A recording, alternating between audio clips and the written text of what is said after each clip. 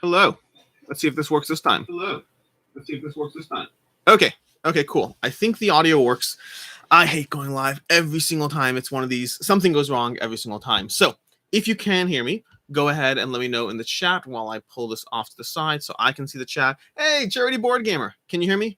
Can you hear me here? Because the last one, nobody could hear me, which is always oh, look, we got a thumbs up. Perfect. Yeah, I hate the process of going live every single time. It's been, May was my last live stream, although technically I did a brief one in August when I played Slay the Spire for like 25 minutes and just whatever. Hey, Mom Gamer. Hey, Mark Edwards, Tiger. This is Q&A, by the way, so anything goes or whatever. Yes, the Supremo loser. There is, well, I hate saying that. That's just that makes me sound like a bad person saying that to you. But Supremo, I guess let's call you Supremo. Yeah, I used to do a live once a month, once upon a time. That lasted for like 5 or 6 months, and then life got busy. The practical problem is, like, people think going live is less work. I've gotten comments from people saying, hey, why don't you like do a live video because you know it's less work anyway, you may as well do a live video. And I'm like, no, a live video, first of all, aside from the technical nightmares that I do not like we just had, I had to like destroy the last link to basically restart this one because the audio and video didn't work, which happens like every other live stream for me.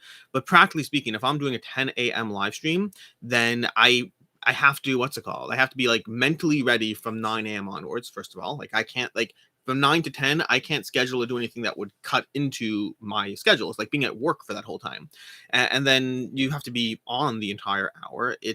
I would say it's roughly the same amount of practical work as far as a regular video, but it's mentally much more taxing for me. So yeah, going live is fun. That said, I appreciate the value of going live, which is why I try to do them. The value is, you know, conversations like this. I know that I like going whenever I see some of my favorite content creators, when I see, you know, Board Game Ramblings, the Dice Tower, Quackalo, whoever else does live streams. Whenever I see a live stream from my content creators that I like watching myself, I enjoy hopping on. I enjoy saying hi and engaging in the actual comments is more of a back and forth as opposed to just a comment back and forth. It's a live stream back and forth.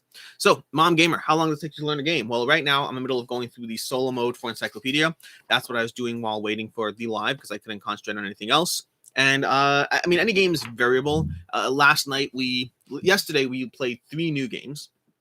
We played Keyflower, new to me. Then we played QE from Board Game Tables, ridiculous game. We played Ghost of Christmas Past and Bear Raid, and also we played not Bear Raid. I didn't play Bear Raid yet. And Factory Finder, we played that. So I played like 5 new games yesterday. Some of those though are shorter in terms of the general rules and whatnot. So some games take me 15, 25 minutes to learn. Other games can take me an hour plus. It depends on the game. Every game is different. Really, it's just about sitting down, reading the rules. Sometimes I set up the game if necessary because that really helps me go through it. I'm currently going through the rules for Dom Pierre, which I should have a review for next week, I believe. I'm going to be going through that one with my wife. Just 2-player probably. Might get a 3-player game in. We'll see. But yeah, short version. There's no short version. That was a long answer. Yeah, every game is variable. That's what it comes down to. Charity Board Gamer, hard to decompress after ending a live stream. Absolutely true. And I really need to look into software at some point for this stuff. I want software that will help make my life a bit easier in terms of like even just showing comments. The stuff I want to do, I need to make live more of a priority. To me, it goes heavily into the list of things that I want to do more as this channel eventually becomes full time, which is in the works. It's in the plans. It's just I don't have a firm timeline around it. Things like B-roll, things like more longer extended plays or live streams, all those things are things I absolutely want to do. We have Mom Gamer. How often do you late pledge games? I'd guess, well, there's 2 kinds of this. Okay, maybe once a month on average, I'd say. So my late pledging comes into 2 categories. The first is when my wife, we do a video every single month where with Rena, my wife, I go through what I backed and she then potentially adds things to that list. So if she's adding, I back one of those, which could be the once a month because she'll like usually add one every other month. On my end, I'll late pledge when I somehow missed a game for some reason. So for example, the most recent game I late pledged was Orchard, I believe. Orchard, the 9-card game or the 18-card game, whatever it was. Maybe it was Grove. Was the original Grove, Orchard or Grove, whichever one was the new one. So if I miss a game, I'll usually late pledge. Other than that, I don't late pledge a lot these days, because if I skipped on it doing the Kickstarter, I usually stick with the skipping on it. There are exceptions, sometimes, especially when I'm doing late pledge videos, when I'm going over all the open late pledges, which I have one coming up soon. So I usually end up backing like at least one game after I'm done going through my late pledge videos. In that case, though, we'll see. But I'd say once a month is a rough number. Chris the Writer, which will be a bigger hit in 2022, Carnegie or Darwin's Journey? It's Carnegie, I think. Carnegie or Darwin's Journey. So I've only played Carnegie, but I would guess Darwin's Journey. Just based on the Kickstarter numbers and the backers, I would guess Darwin's Journey is more likely to be a bigger hit. That is definitely a guess. Supremo, thanks for the channel. You've been the most influential content creator and helped me get into hobby during the past year. I missed the old review format that was a bit simpler, but thanks. I appreciate it, and I understand what you're saying. The review format is actually not that dissimilar than it used to be at this point. I've experimented and gone back and forth with some things, but it has, I would say it's mostly narrowed the gap. So at this point, the only real difference to the old format is that I now have a brief section on the ease of play, a brief section on the player count, and then at the end I have recommendations. The rest of it, I've really gone back to the old format because I also missed it. So I kept the new things that I really liked in the new format, and then mostly reverted to the old format, both based on comments and just my own personal preferences to what I say or speak, all that. Then we have Romaine. Thank you for the awesome content. Happy holidays. Appreciate it. Happy holidays to you and everyone as well, by the way. I meant to say that at the beginning. This is I said it in the title of the video. But yeah, I just figured that I've been pushing it off every single week. For the past 2 months, I keep meaning to do one every single Sunday, and I just something keeps coming up. Going live is hard. Let me just check one thing on my end over here. I want to go to my content, my live videos. I want to delete the last live video that didn't actually go up, the one that lasted for like a minute. So let's go ahead and delete that just so people don't. I need to move away out from the camera. Delete forever. This can't be undone. Delete forever. Cool. So I've gotten rid of that. I just don't want people to be confused by the last video. So where are we up to? Ben, in one of your live Q&As around 6 months ago, I asked you if you had tips for aspiring board game creators. You told me that I should look for aspects that don't work as opposed to things that do work. I'd like to say I've been following your advice and things are looking very good. So thanks a lot. Awesome. I'm glad to hear. That's awesome. Mom Gamer, I want to thank you for introducing me to games I would otherwise never have considered. Thank you for that, Alex. Anytime. One of the things I find frustrating and enjoyable about being a content creator is that I also look into games I wouldn't have considered, and some of those become keepers. Some of those are enjoyable experiences that I move on from, but it is both frustrating because I already have enough games to look into as it is, while also being fun because sometimes I find mysteries or things. We have Garrett. Garrett Elkins, I'm in Cleveland too. Where do you shop for games in the area? Garrett, I'm gonna out myself as a horrible human being now. I guess everything's relative. I don't actually think I'm a horrible human being. I don't really shop at FLGS's, friendly local game stores. I mean, if you watch the channel, then you know that I very much prioritize the cost aspect. What is the best value to the consumer? So if I'm looking for the cheaper game, the only way I'd buy from an FLGS is if there was a compelling reason to do so. Either the price was comparable, or alternatively, if I felt I owed them some sort of favor. And their existence, to me personally, their existence is not the favor I owe them. The favor is often, sometimes I might go down, like in the past, if I've gone to an FLGS to play a game, then I often will try to spend that extra $5, $10 as a courtesy of like, hey, you did me a solid, you give me a place to play a game, so I'll buy from you. The practical reality, though, is that very rarely do I actually benefit personally from FLGSs. There is a longer, greater conversation around the hobby, and do we all benefit from them? That's a great conversation for a video I should really dive into. We'll probably get a lot of interesting conversation because it is a controversial conversation. I think the premise and the crux of the conversation would be as follows to me. I don't believe in owing someone a favor for something that they're not adding value. If something's adding value, then by all means contribute. The larger conversation is, does their existence inherently add value to the hobby? And it's a complicated conversation. So yeah. So, Harves, thank you. Hey, Alex, happy holidays to you and your family. Appreciate all you've done in this space. Looking forward to an even better 2022. Harves, I really appreciate the super chat and all that. Thank you. I forgot that that's a thing because I haven't done these in 5 months. So appreciate it. Then we have, where are we? We have Roland's. Would you buy Whistle Mountain just for 2? Whistle Mountain. Yes, absolutely I would. Whistle Mountain's delightful. My first play of it was at 2, and I've enjoyed it I played it at, I can't remember if I played at 4. I've checked my app. I know I played it at 2 and 3. I think it's completely solid at 2. So yes, I would definitely buy Whistle Mountain at 2. Give me 1 second. Okay. Kuvuva. What's your favorite flavor of cake?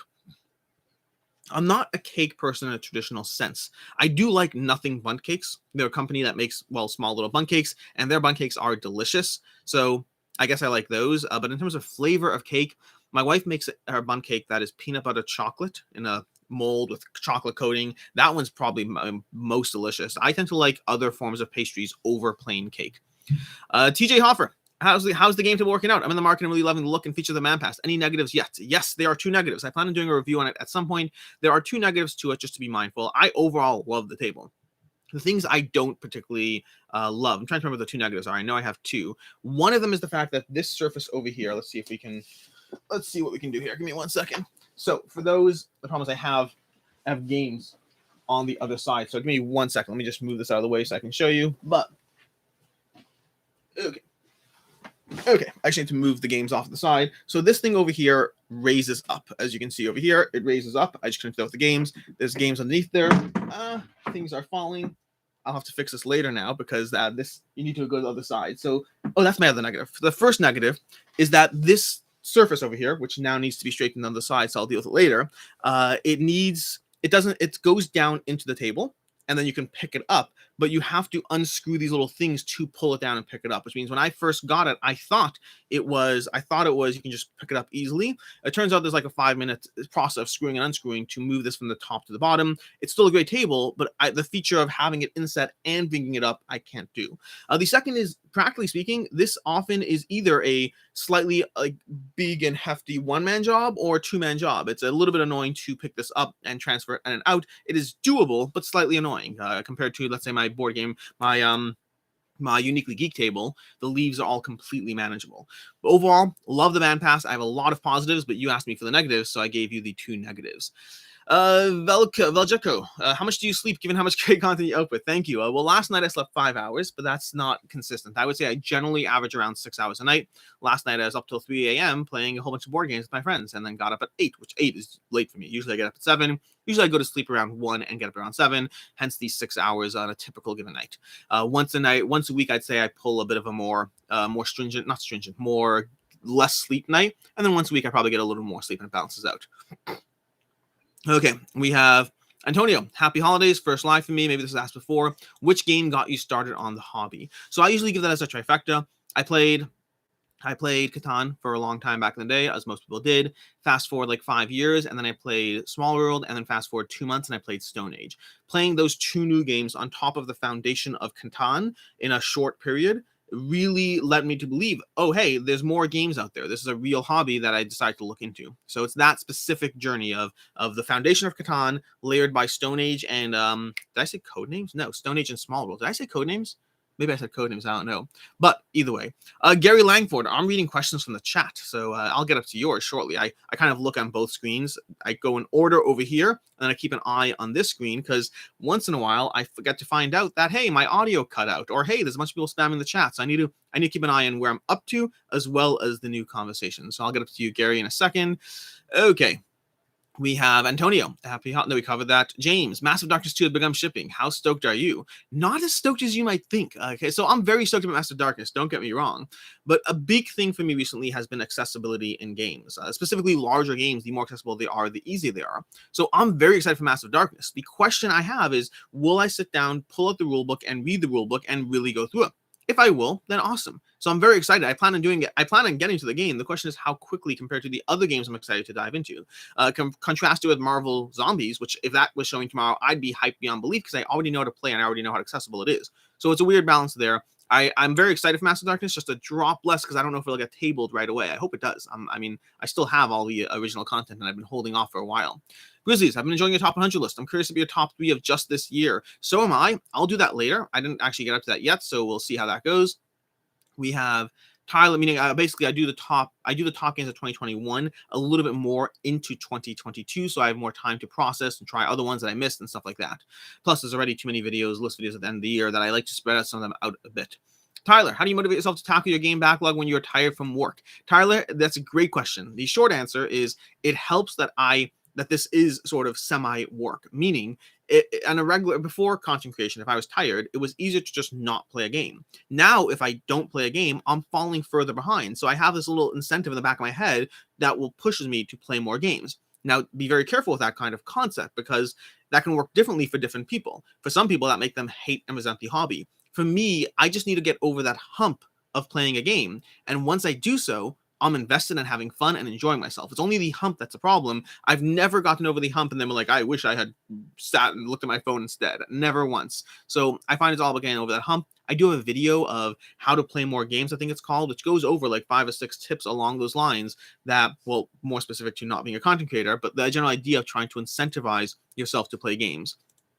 Andrix, what have you played during Christmas? So I covered this at the beginning of the screen, the stream, not screen. But I so far been playing. Let me pull up my phone. My phone is over there. That's another way. I'll get to it. I played QE. I played Ghost of Christmas Past from Board Game Tables. I've played Factory Funner from Board Game Tables. I've played Keyflower, which was absolutely delightful. I played Tidal Blades, which is great. Really enjoying the new Tidal Blades. Tidal Blades 2, Rise of the Unfolded, the Dungeon Crawler. I have played Isle of Cats. Not for me, for someone else as a favor. I have played Harry Potter, Hogwarts Battle. I have played The Key. I have played more games, bunch more. Those are just the ones I'm remembering offhand. Tigers and Euphrates. Okay. Where did we have? I have a troll comment, not a real troll, but someone asked me a question I'll get to shortly. Where did I go? I lost the chat. Sometimes this happens. Okay. How much do you think Marvel Zombies? Nope. How do you motivate yourself? How do we play? There we go. Harrison Hughes. How much do you think Marvel Zombies will total, and any guesses on when it launches? I'm guessing 8 million. That's what I'm guessing. It might be optimistic. It really might. But I wonder if the crossover of Marvel plus Zombicide, I wonder if it does well, or if people have phased out from Zombicide. So it could go either way. I could see it doing as low as 3 million. I really could.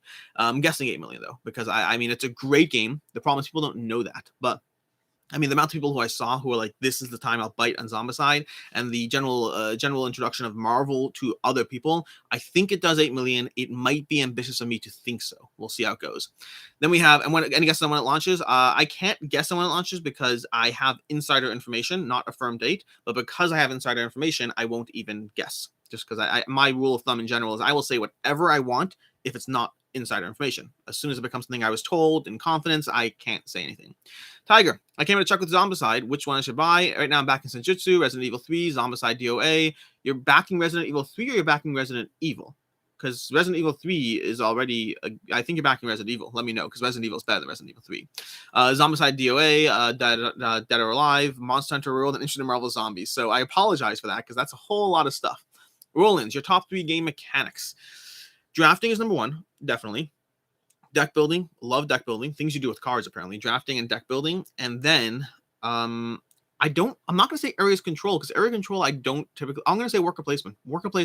Area control is a genre that I find, it's a more of a genre than a mechanic, but I find that I like the games around area control, not area control in and of itself. Well, yeah, I mean, a game that focused heavily on drafting, I'd probably love, but games that focus heavily on area control and leave out other mechanics that I like, that is a tend to pass on. Raw Kyle, Alex, Merry Christmas and a Happy New Year. Thanks to you as well. Judge Mario, have you played Ethnos and or Tyrants of the Underdark? They're not dudes in the map, but they really are fun area control games. You might like them. I have played Ethnos, really enjoy it. I find it fits a certain spot in my collection. I don't love it, but it sticks around through Purge after Purge. And then Tyrants of the Underdark, I have and have not read the rules for. One of many, many games I want to get to. Mr. J. Bracken77, have you gotten any plays of Machina Arcana since you got the latest version? If so, what do you think? I've tried. I've offered it to 2 of my friends so far in the past 2 weeks to try to play the new version. I'm going to have to dive into it solo soon enough. I'm going to, by the way. It's definitely going to happen. There's not a question there. Laser Ninja, not counting Marvel Zombies, what's your favorite use of an IP in a board game? So let's exclude Marvel entirely. My favorite use of an IP in a board game. See, there are amazing board games with IPs like Mind MGMT. I just don't care about that IP. My favorite use of an IP in a board game. That's a good one. Do I care about any games with IPs other than Marvel? Oh, this makes me look bad. No, there must be something. Geez, one second. I'm gonna pull this up on my sidebar. Let's go ahead into my board games I own. Let's see. Okay, I'm just pulling up my sidebar here, where I can go through my collection and just look through my favorite games on the sidebar. This got to be another IP game. Now I'm really bothered by this. Board games I own. Just looking at my own list over here. We have no. Those are not IPs. Nothing that I give a 5 out of 5 has an IP that I care about that isn't Marvel or Mind MGMT. The problem is, nope. I mean, it's not a problem that I don't have an IP, but like I really would have thought that I'd have an IP. Nothing in my 4.5s. Oh, Assassin's Creed. That's a 4.5. Okay, Assassin's Creed is a game that I really like that use of the IP in the board game. There we go. We found one. Yay. Okay, let me just open this back up. Perfect.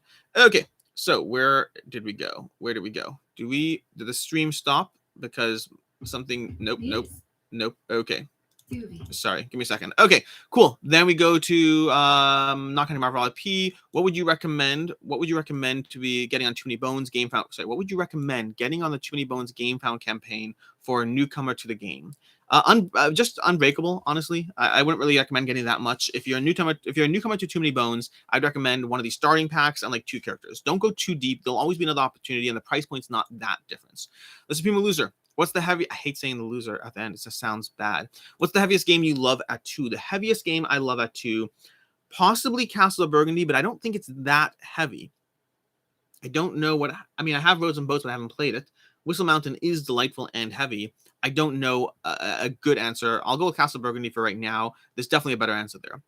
We have Gary Langford. Where's Alex reading the questions from? Well, I got to your question now, Gary. But yeah, we have Chris the Writer. Alex, why is Rising Sun better than Blood Rage? See, that's the troll comment I'm referring to. Rising Sun is great. I just prefer Blood Rage. It is what it is. There's a whole video I did on why. So if you want to watch that, you can check that out. I think Rising Sun is genuinely a good game. If I was rating games, I'd give it a 4 out of 5. But it's fighting in a genre which I have 5 out of 5s and 4.5s out of 5s, and it just feels like I'd rather play Blood Rage every time. In Flair, if you can play Vagrant Song and Townsfolk Tussle, which one is better? I need more plays of both, frankly. It's been a while since I played Townsfolk Tussle, and I only have like 2 plays of Vagrant Song so far. But right now, I would choose Townsfolk Tussle with the caveat that I need a group to enjoy Townsfolk Tussle. Versus Vagrant Song, I've played solo and non-solo and enjoyed it just fine at solo. So if I was picking one, I would say I think I prefer Townsfolk Tussle, but Vagrant Song would probably get more gameplay out of me just because of the player counts they play best with and what they're competing at. So it's a tricky answer there. Leonardo, happy holidays from Indonesia. Happy holidays. Speaking of heavy games, Indonesia is a fantastic game. Not great with 2, though. Henrik Madsen, do you think we'll see a Mansion of Madness 3rd edition with Ascent Road to Legend app? Oh, I mean, it's Fantasy Flight, so anything they can reprint with a new version or expansion and an app generally is what they'll do. So probably. I never thought about it until now, but that's a good hypothesis. Cat Technoplock, have you read the comic book Die? I have not. I don't read a lot of comic books nowadays. I just, it's a matter of time and everything else. Cat Technoplock, how do you think a reverse boss battler would play? A reverse boss battler? You're playing as the boss and multiple enemies. I want to see that now. That's got to be a thing already, right? That's got to be a thing. Huh. Wow. I want to play a reverse boss battler now. I never even thought of that. That's a great idea. Brandley Looney Tunes fans, I'm new here. Hey, Brandley Looney. Happy to have you on board. Just lost the chat. Okay. Kuvava, how many Legacy games have you finished? If not many, what percentage far in do you think you get, and which favorites come to mind? I finish all the Legacy games I play with one exception. Okay. I finished Charterstone. I finished Pandemic Legacy Season 1. I finished Pandemic Legacy Season 1 again. I finished Season 2. I finished Season 2 again. I have played Queensdale, Rise to Queensdale. Really enjoyed that. I've played My City and really enjoyed that. What are the Legacy games I'm missing? Because I know I'm missing Betrayal. I haven't played that one yet. I have not played Season 0 yet. But every single one I've played, I have finished with one exception. That exception is Aeon's End, where I think I played all through gave it like 7 or 8 games, and I played through all that it gave us. Then we opened up. Then we had a thing. I'm not going to give spoilers. Something happened, and there were more games than I thought there were, and we were not invested enough that we just kind of wrapped it up and didn't finish it. It's the only Legacy game that I have not finished. Memnarch, we need more Marvel Champions gameplay videos. I will be right on that at some point. I need to at some point. I love Marvel Champions. Brandon Looney, I have 259 subs now. Awesome. Cat Technoblock, who is your favorite board game character ever? I mean, I don't know if I care about board game characters. Am I invested? Is there any game that I pull out that I'm like, I want that character? I don't think so. I mean, it will happen once in the Marvel IP, I guess it will happen, but I don't know if I particularly care about characters in board games. I just don't. I'm not invested in them. Okay, we have Trevor. Good morning, Alex. I'm looking to get an expansion for Marvel Champions. Which one would you recommend? Ooh. I mean, that's a cheat question because if you're getting a single expansion, I'd probably recommend one of the like the Rise of the Red Skull or whatever it is. Any one of the ones that give you a campaign arc because it gives you a new way to dive into the game. So you can choose the Red Skull one. You can choose the Galaxy